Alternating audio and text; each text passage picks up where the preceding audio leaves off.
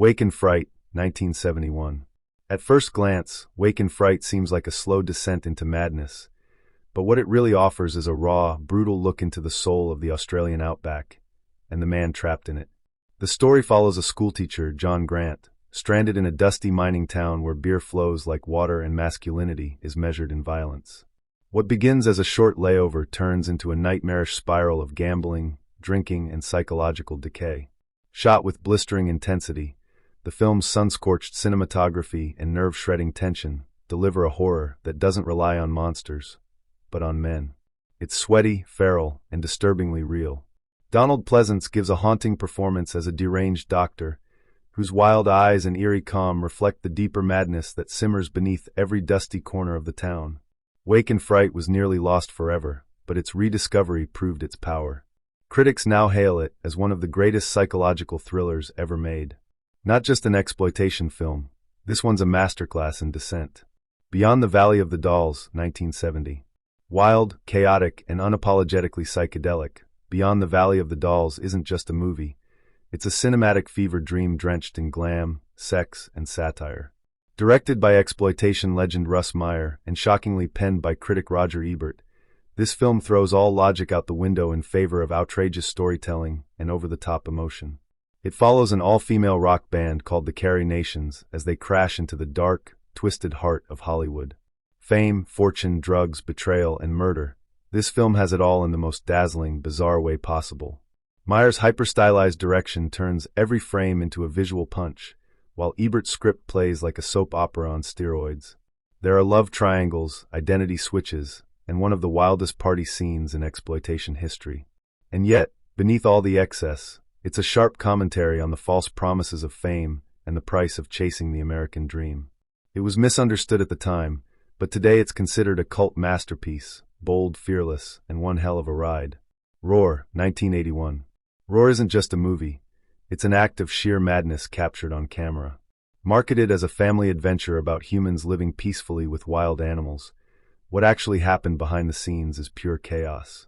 The film stars real-life couple Tippi Hedren and Noel Marshall, along with their children, including a young Melanie Griffith, living among over 100 untrained lions, tigers, leopards, and elephants. The result? A movie that nearly killed its cast. Filmed over 11 years, Roar is infamous for the real-life injuries suffered by nearly everyone involved. Noel Marshall was mauled so many times he developed gangrene. Melanie Griffith needed facial reconstructive surgery. Crew members walked off set terrified. And yet, somehow, Roar exists, a wild, jaw-dropping mix of family drama and nature documentary, where the actors are genuinely fighting for their lives on screen. There's no CGI. No trained animal stand-ins. Just real danger, raw footage, and a sense of insanity that pulses through every frame. It's an exploitation film like no other, one that might make you scream. What were they thinking? Death Proof, 2007. Sleek, gritty, and dripping with Grindhouse attitude. Death Proof is Quentin Tarantino's love letter to old-school exploitation cinema, with a high-octane twist. On the surface, it's a slasher film on wheels. But beneath the tire marks, it's a masterclass in suspense, dialogue, and badassery. Kurt Russell plays stuntman Mike, a washed-up stunt driver with a deadly hobby, using his death-proof car to murder women in horrific, high-speed crashes. But Tarantino flips the genre on its head. After Mike's bloody rampage, the tables turn in epic fashion when a group of fearless women, including real-life stuntwoman Zoe Bell, take him on in a chase that's as thrilling as it is empowering. No CGI. Just raw stunts, roaring engines, and explosive girl power revenge. Tarantino blends 70s grit with modern flair, using scratchy film reels, long takes, and razor-sharp dialogue to recreate the Grindhouse experience. Death Proof was once underrated, but now it stands as one of the boldest and most adrenaline-pumping exploitation tributes ever made. Coffee, 1973. She's smart, she's fearless, and she's packing heat. Coffee, 1973. Exploded onto the screen with a vengeance and made Pam Grier a legend. In an era dominated by male antiheroes, Coffee kicked the door down with a shotgun in one hand and justice in the other. By day, she's a nurse. But by night, she becomes a one-woman army out to destroy the drug dealers who hooked her little sister and corrupted her community. This isn't just revenge, it's righteous fury, wrapped in cool 70s fashion and funk-fueled action. Greer's performance is electric, equal parts seductive, smart, and straight-up savage. She fights dirty, takes no prisoners, and exposes the rot at every level of power, from street pushers to corrupt politicians. Directed by Jack Hill, Coffey delivers gritty realism with wild pulp style. There's blood, betrayal, and boldness in every scene. And let's be real, Pam Grier didn't just star in an exploitation classic.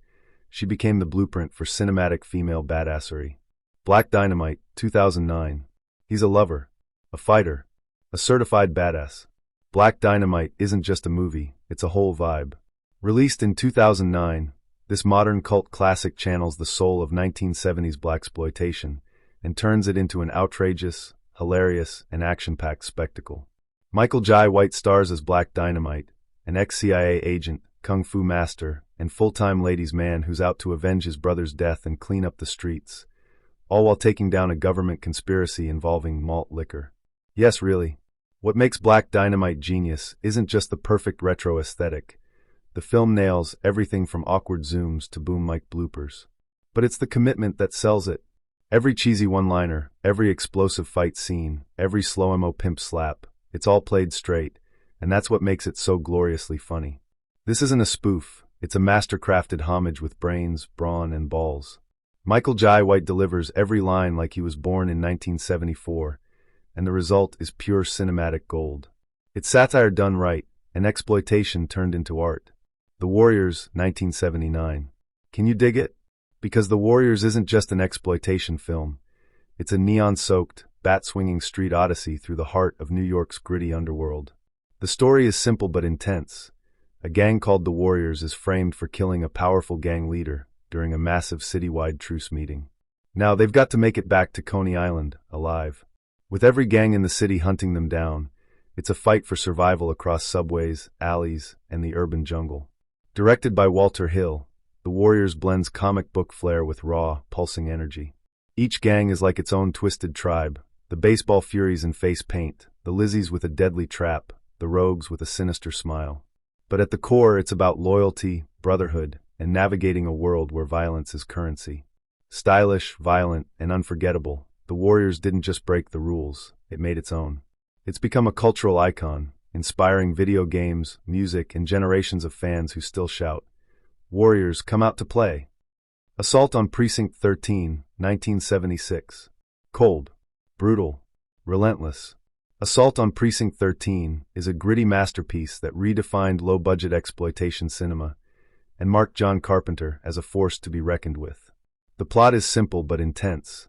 A nearly abandoned police station in Los Angeles becomes the last stand against a merciless street gang that wages war without words or warning. Trapped inside are a handful of cops, criminals, and civilians, forced to unite or die trying.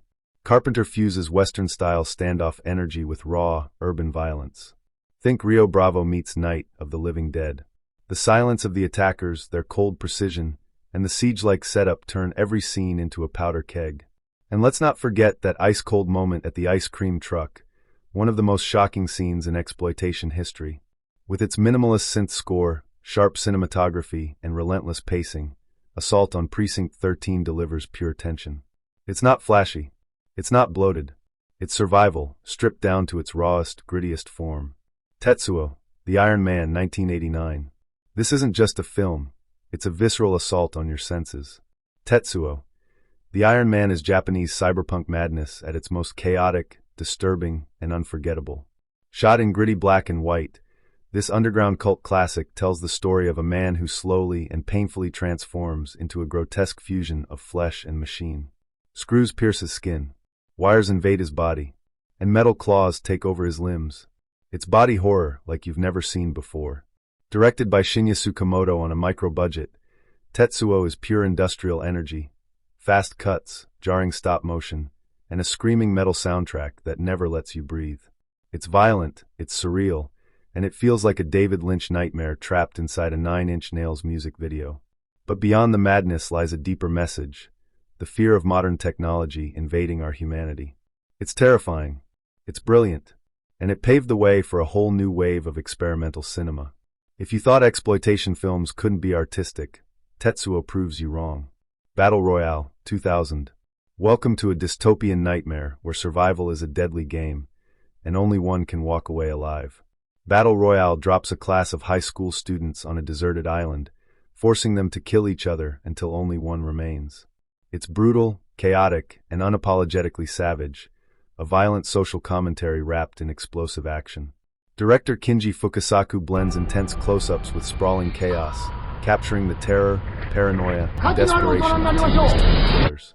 The government's cold-hearted control and the raw emotional breakdowns create a cocktail of tension that grips you from start to finish.